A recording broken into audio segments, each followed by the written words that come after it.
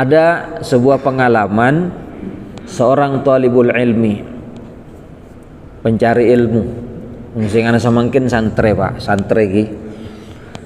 Setiap hari santre penika selalu menghatamkan 5 juz setiap harinya.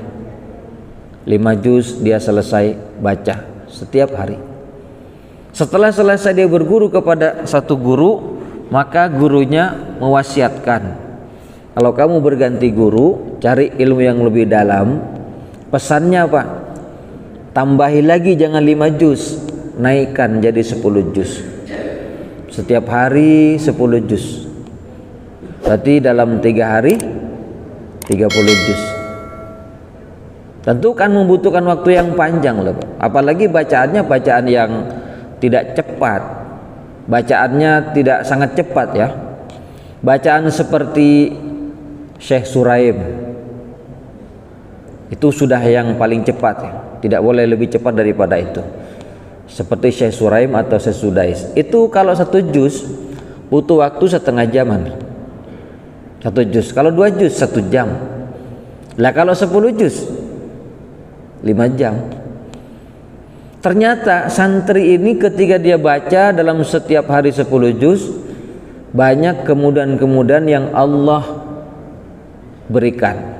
Urusan-urusannya seolah-olah Allah yang menjamin, Allah yang menyelesaikan.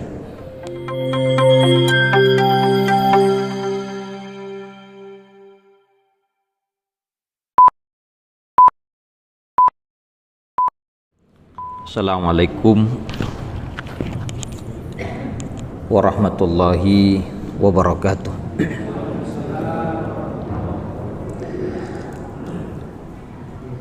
Alhamdulillah, alhamdulillahi rabbil alamin, wal aqibatu lil muttaqin, fala udwana illa 'alal zalimin. Wassalatu wassalamu ala sayyidil mursalin Sayyidina Muhammadin sallallahu alaihi wasallam wa ala alihi wa sahabatihi ajmain, amma ba'd.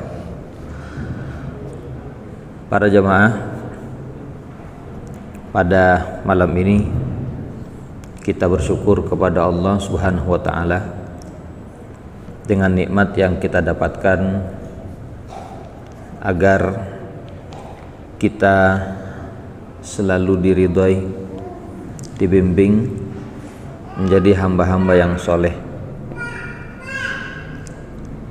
Kalau bukan Allah yang memberikan karunia-Nya kepada kita, siapa lagi? Karena itu jangan pernah keluh dan bosan lisan kita untuk terus menyebut Allah dengan zikir dan memuji kepadanya. Adapun pembahasan kita membahas hadis-hadis Rasul sallallahu alaihi wasallam yang ditakhrij oleh Al-Imam Al-Bukhari, dan kita masuk pada hadis 203. Bismillahirrahmanirrahim. Qala Al-Imam Al-Bukhari radhiyallahu anhu ta'ala,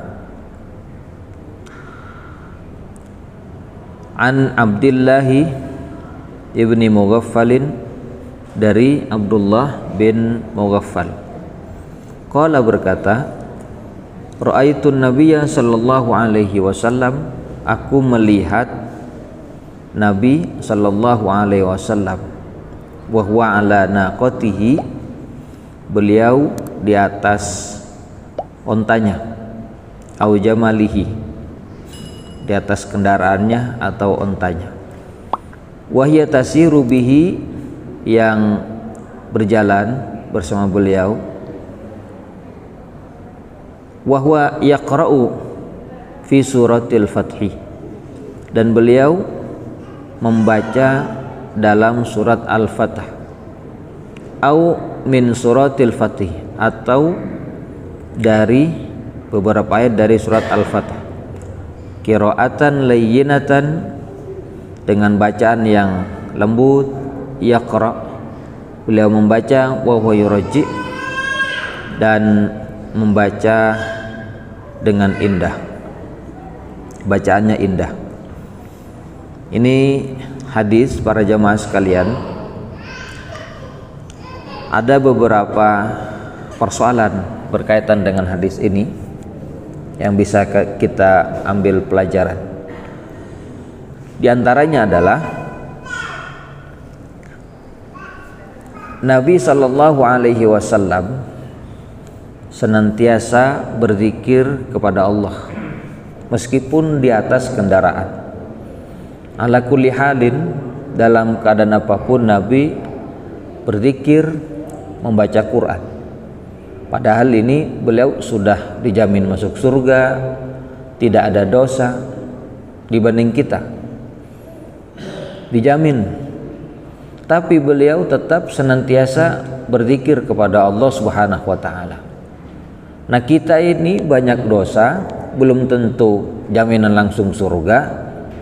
Baca Quran juga kadang terasa jenuh, zikir keluh. Tapi kalau suruh dengar musik dan dangdutan, semangat, tidak ada jenuh-jenuhnya. Ini kita. Tahu demikian, kita tetap diperintah untuk senantiasa mencontohi Rasul Sallallahu Alaihi Wasallam. Salah satunya ketika naik kendaraan, baca Quran. Bukannya ketika di kendaraan, tapi dalam keadaan lain pun bersama dengan istrinya, sambil romantisnya Rasul. Sayyidah Aisyah duduk bersandar, kakinya selonjor, Rasul tidur meletakkan kepalanya di paha Sayyidah Aisyah sambil baca Quran. Ini juga bisa dipraktekkan bapak-bapak ya, sudah tua juga. Rasul sudah usianya berapa waktu itu? Tua Pak? Bukan 30 tahun lagi, bukan lagi 40 tahun, di atas itu. Tapi romantis, karena ternyata menurut pengalaman, laki-laki itu suka tidur di paha istrinya.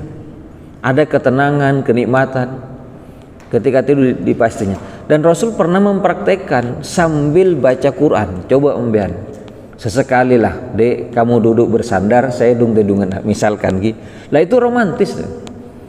Ini bukan pembahasan tabu, karena Rasul pernah mengamalkan sambil baca Quran. Ya termasuk ini duduk di atas kendaraan, berjalan. Nah kita bisa. Ini menunjukkan apa? Rasul ternyata sibuk dengan berzikir, baca Quran dalam kondisi apapun yang memungkinkan. Dan beliau bersabda dalam sebuah hadisnya, man syaghalahul Qur'ana wa zikri an mas'alati, siapa orang yang disibukkan oleh Quran dan berzikir kepadaku. Siapa orang yang disibukkan oleh Quran, baca Quran terus sambil, kalau tidak Quran ya zikir, zikir kepada Allah. Tentu zikirnya di luar sholat, di luar zikir-zikir yang pagi sore atau setelah sholat. Kata Nabi, a'taituhu ahsana ma u'tisailin, aku akan memberikan kepadanya sesuatu yang lebih baik daripada yang aku berikan kepada orang yang berdoa, yang meminta. Pada pertemuan kemarin, pertemuan pekan sebelumnya, kita membicarakan tentang zikir. Ada doa, ada zikir, ada bacaan Quran. Seperti yang dijelaskan Al-Imam Ibnu Qayyim dalam kitab Al-Wabil Shayyib, berdoa itu bagus, tapi yang paling lebih utama daripada berdoa berzikir. Dan yang lebih utama daripada berzikir membaca Quran. Kita sudah menjelaskan kenapa berzikir lebih utama daripada doa. Karena apa? Kalau orang berdoa kan sesekali dia, paling habis sholat, paling di waktu-waktu mustajab. Tapi kalau berzikir kapan, di mana, Orang terus berzikir, kalau tidak zikir ya yang paling puncak baca Quran, kalam Allah. Itu yang paling Allah cintai, kesibukan membaca Quran. Kalau umpama dengan kita berzikir atau baca Quran, maka wajar kalau Nabi mengatakan, kalau Allah dalam hadis qudsi, tadi saya katakan Nabi bersabda ya. Nabi bersabda, Allah berfirman dalam hadis qudsi, man syaghalahul Quran, barang siapa yang disibukkan oleh Quran, wa zikri, dan berzikir kepadaku, a'taituhu, aku berikan kepadanya, ahsana, yang lebih baik, ma'utisailin, sesuatu yang aku berikan kepada orang yang minta, yang berdoa. Kalau orang minta sesuatu hajat, tapi kalau orang berzikir dia kan tidak minta hajat, tapi Allah akan kasih sesuatu yang lebih daripada yang diminta. Zikir, boleh zikir apapun, banyak sekali zikir, dan pekan kemarin kita sudah jelaskan. Nah, malam ini tentang baca Quran. Ternyata baca Quran, sibuk dengan Quran, Allah akan menjamin, Allah akan memberikan sesuatu yang lebih baik daripada yang diminta. Ada sebuah pengalaman seorang talibul ilmi, pencari ilmu, sing ana samangkin santre Pak, santre iki. Setiap hari santre penika selalu menghatamkan 5 juz setiap harinya. 5 juz dia selesai baca setiap hari.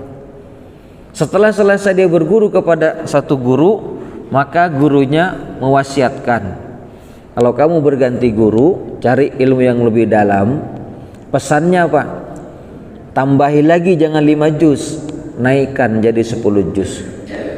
Setiap hari 10 juz. Berarti dalam 3 hari 30 juz. Tentu kan membutuhkan waktu yang panjang loh, apalagi bacaannya bacaan yang tidak cepat, bacaannya tidak sangat cepat ya. Bacaan seperti Syekh Suraim itu sudah yang paling cepat ya, tidak boleh lebih cepat daripada itu. Seperti Syekh Suraim atau Syekh Sudais, itu kalau 1 juz butuh waktu setengah jaman. 1 juz, kalau 2 juz 1 jam. Lah kalau 10 juz 5 jam. Ternyata santri ini ketika dia baca dalam setiap hari 10 juz, banyak kemudahan-kemudahan yang Allah berikan. Urusan-urusannya seolah-olah Allah yang menjamin, Allah yang menyelesaikan. Nah, kalau kita ada yang semacam itu bagus. Tapi rasa-rasanya melarat ki Pak. Rasa-rasanya susah untuk kita baca Quran. Paling tidak walaupun tidak 10 juz, kita perlu membaca secara dawam dan istiqomah. Ambil 1 halaman, rutinkan di setiap habis sholat misalkan, atau di waktu khusus di tengah malam sambil tahajud kita baca 1 halaman, 2 halaman atau 1 juz, itu bagus, rutinkan. Nah, ini sesuatu yang Allah cintai juga, meskipun sedikit tapi rutin, istiqomah, sesuai dengan sabda Nabi, ahabbul a'mal ilallahi madama wa in qalla, atau madawama wa in qalla. Amal yang dicintai oleh Allah yang dawam meskipun sedikit tapi istiqomah itu dicintai, apalagi banyak disertai dengan istiqomah. Nah, istiqomah pakai istiqomah. Para jemaah sekalian yang sama-sama berbahagia, ini yang pertama tentang Rasulullah Shallallahu Alaihi Wasallam dalam kebiasaan atau membaca Quran, kapan, dalam keadaan apapun selalu berzikir dan baca Quran. Terus faedah yang kedua, Rasulullah Shallallahu Alaihi Wasallam membacanya tarji' atau yurajji'. Membacanya yurajji'. Artinya apa? Dibaca dengan layyinah, qiraatan layyinah, bacaannya lembut, wa huwa yurajji', dan beliau membaca dengan indah, dilagukan. Melagukan Al-Qur'an itu diamalkan oleh Rasul. Sementara ada hadis lain Rasul mengatakan, laula yajtami'un nasu laqara'tu lakum bihadzal lahan. Seandainya kalau bukan karena nanti orang bisa berkumpul sehingga mendengarkan bacaan Rasul, saya pasti akan membaca dengan lagu ini. Maksudnya lagu yang indah. Berarti Rasulullah di lain kesempatan membacanya tidak diperindah. Yang penting bacaannya benar, tajwid, dan tidak dilagukan. Kenapa? Kalau dilagukan akan membuat orang tertarik. Ini bukan bermakna membaca dengan dilagukan itu nggak boleh, justru dianjurkan. Kenapa? Karena dengan bacaan yang bagus, bacaan yang tajwid, suaranya bagus, akan membuat hati menjadi tenang. Nabi bersabda dalam hadis yang lain, zainul Quran biaswatikum, hiasilah Quran dengan suara kalian yang merdu, yang bagus. Fa inna sautal hasani yazidul Qur'ana hasanan. Karena suara yang merdu ketika dia dipakai buat baca Quran akan menambah Quran semakin bagus. Nah, ini Kak penting, Pak. Penting, termasuk juga dalam masalah menentukan imam. Makanya dalam mencari dan menentukan imam sholat itu bukan tolak ukurnya senioritas, sobung senioritas, si paling tua atau si paling banyak andil dalam masjid, bukan. Tapi kata Nabi, ya ummun nasa aqra'uhum bi kitabillah. Orang yang berhak menjadi imam sholat, mengimami orang-orang, yaitu orang yang paling akro terhadap kitab Allah, bacaannya benar, terhadap Quran dia lebih banyak tahu, hafalannya ada. Ya, kalau punya suara yang bagus itu. Kenapa? Karena memang secara fikih yang pertama itu yang paling tahu Quran, benisi paling alim, Pak. Bukan yang paling alim fikih, alim hadis, bukan, tapi yang paling kepada Quran, yang paling tahu hafalannya, bacaannya benar, itu yang berhak untuk jadi imam sholat. Meskipun masih muda, dia yang paling berhak dibanding yang sudah tua tapi bacaannya tidak seberapa baik. Nah, ini penting juga para jemaah sekalian.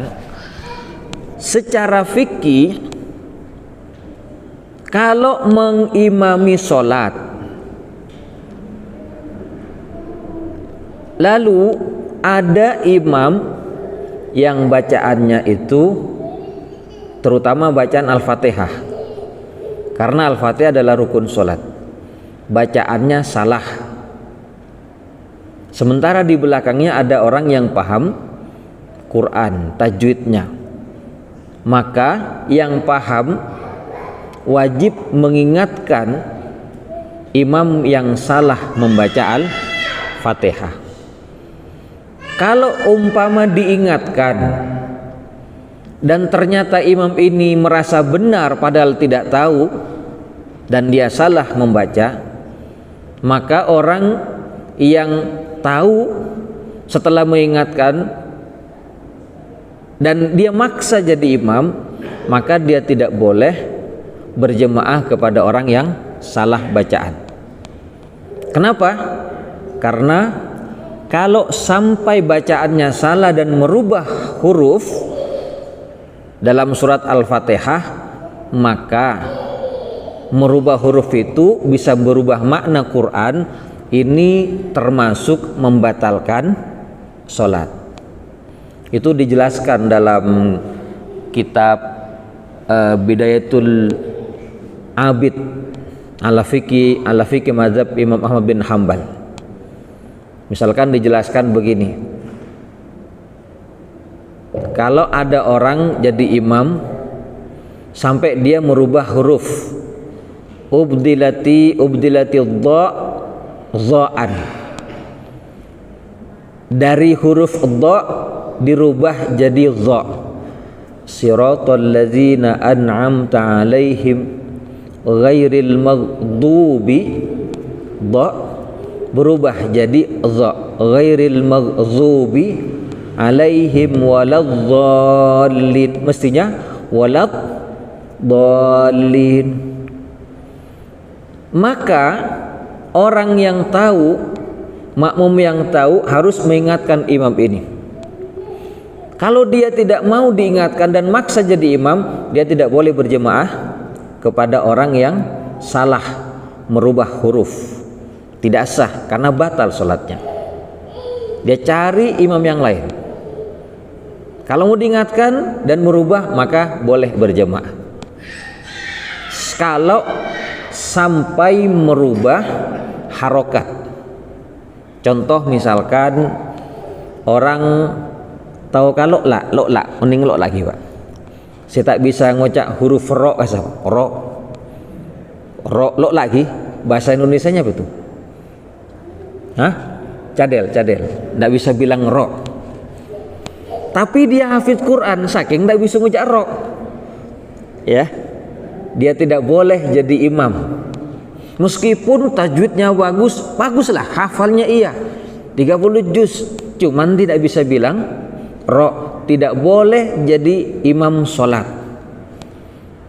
Kalau dia baca siroto jadi sioto misalkan ya, kan sudah merubah, maka batal sholatnya, merubah huruf. Meskipun hafid Quran, yang lain tajwidnya benar, cuman tak bisa ngucap ro pak. Kecuali semua jamaahnya tak bisa ngucap ro, baru sah senikah. Dimungkapi misalkan lo kapi jamaahnya pas yang hafid Quran tak bisa ngucap ro maju, maka sah. Jelas nih kaki, saking pentingnya dalam masalah tajwid Quran dan yang paling paham terhadap Al-Quran.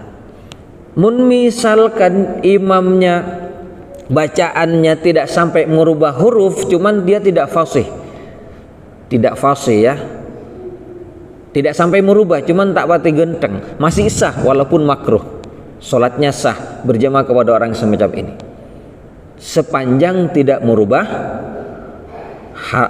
tidak merubah huruf atau makhrijul hurufnya tidak fasih, dia sah.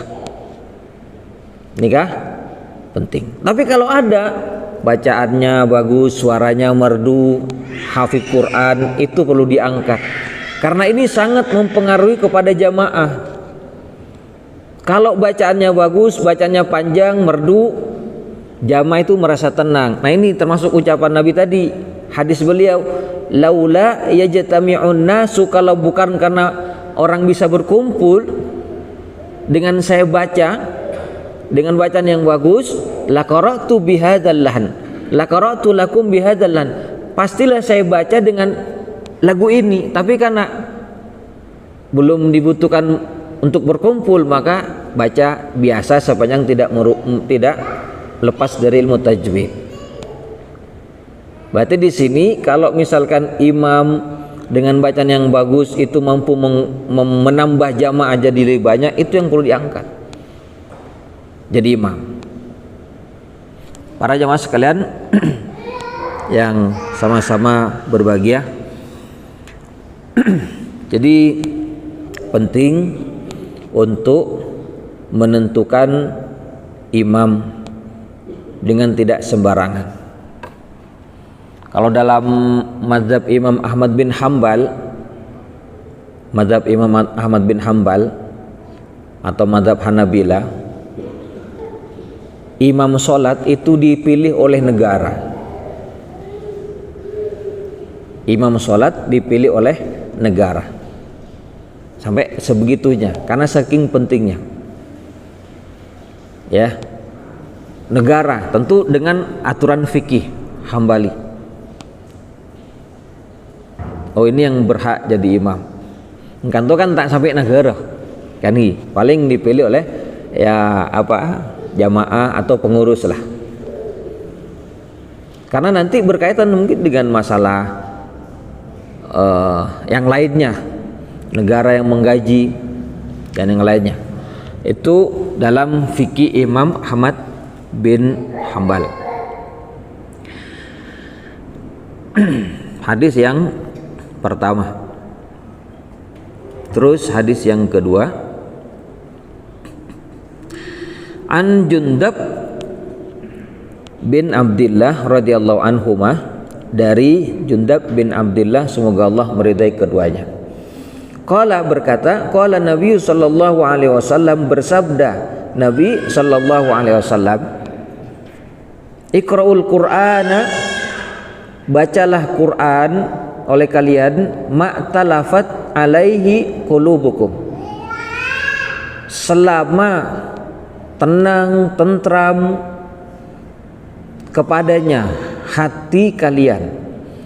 Fa idza ikhtalaftum, kalau hati kalian menjadi bercerai, berselisih, faqumu anhu, maka berdiri darinya, maksudnya tinggalkan.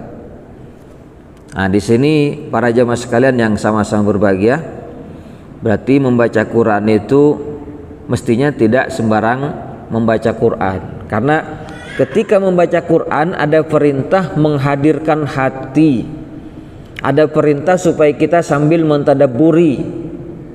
Jadi tidak asal baca. Allah berfirman, afala yatadabbarunal Qur'an am ala qulubin aqfaluha, apakah mereka tidak mentadabburi Quran atau hatinya sudah terkunci? Makanya kalau baca Quran, hati kita dihadirkan. Dan diantara pengertiannya ma'talafat alaihi qulubukum, selama hati kalian bersatu, artinya supaya juga dipahami makna. Makanya di sini dituntut baca Quran bagaimana kita paham maknanya, apalagi dipermudah dengan Quran terjemah. Tapi kalau Quran kita baca hati kita tidak bersatu, maka malah menimbulkan pemikiran lain. Lebih baik, kata Nabi, tinggalkan. Nah, ini kan juga termasuk kalau misalkan Pak sambil nyetel Quran, sekarang kan nyetel Quran, tapi kita berbicara urusan yang lain. Lebih baik matikan Quran, setelan Quran, kita fokus baca yang membicarakan yang lain.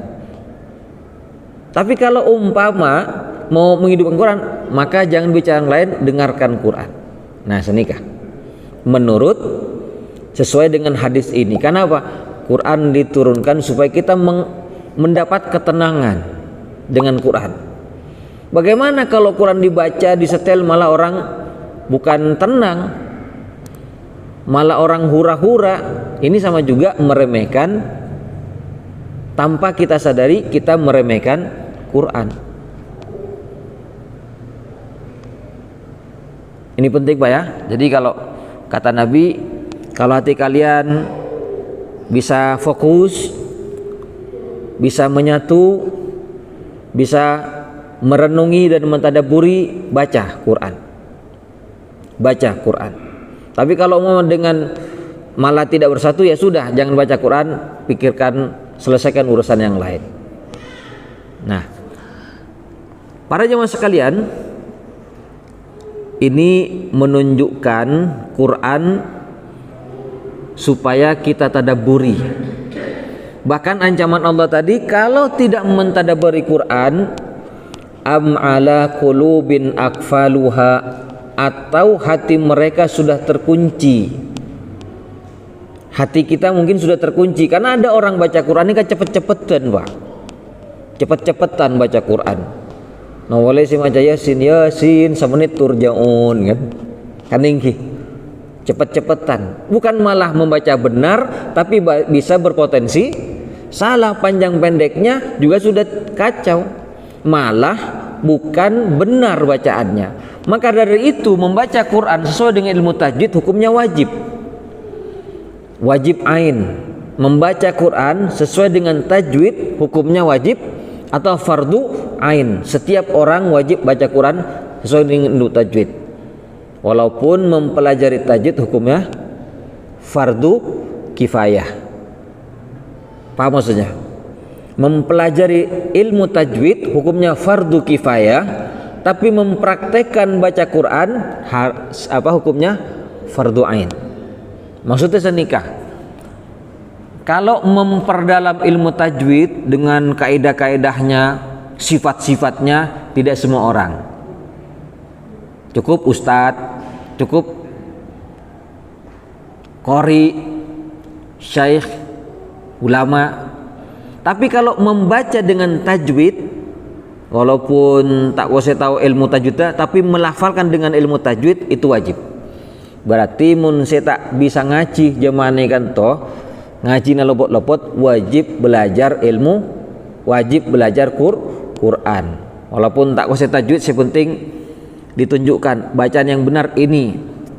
Cara bacanya mulutnya begini, makhrajnya begini, modelnya begini. Nah itu karena mun orang-orang ahli Quran di Timur Tengah ngajari Quran itu kadang pakai alat, Pak. Cak mungkin ngapereng. Bacanya begini, itu tuh mulutnya begini. Karena wajib membaca sesuai dengan ilmu dengan tajwid. Kalau sudah tahu ilmu tajwid dan ternyata ketika baca Quran dia tidak menggunakan tajwidnya, hukumnya adalah haram. Orang hafal Quran sudah belajar ilmu tajwid, pas baca surat Yasin cepet-cepetan, sejelas spontan ilmu tajwid. Yasin turja'un misalkan semenit 2 menit turja'un misalkan. Itu haram malah.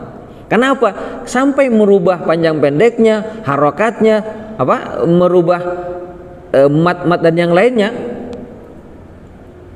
Artinya tidak lagi pakai tajwid, maka justru berdosa bagi orang yang sudah tahu ilmu tajwid. Karena Quran menikah berdasarkan hadis ini, bacalah Quran maktalafat alai qulubukum. Baca Quran kalau hati kita bisa menyatu, pikiran, lisan kita baca, hati kita merenungi. Baca. Tapi kalau umpama dengan membaca, mulut membaca, pikiran tidak konsen, maka kata Nabi fakumu anu, sudah jangan baca. Nanti malah tidak fokus, bisa merubah merubah panjang pendek dan yang lainnya. Ini terlepas dari yang namanya pengobatan, Mbak ya.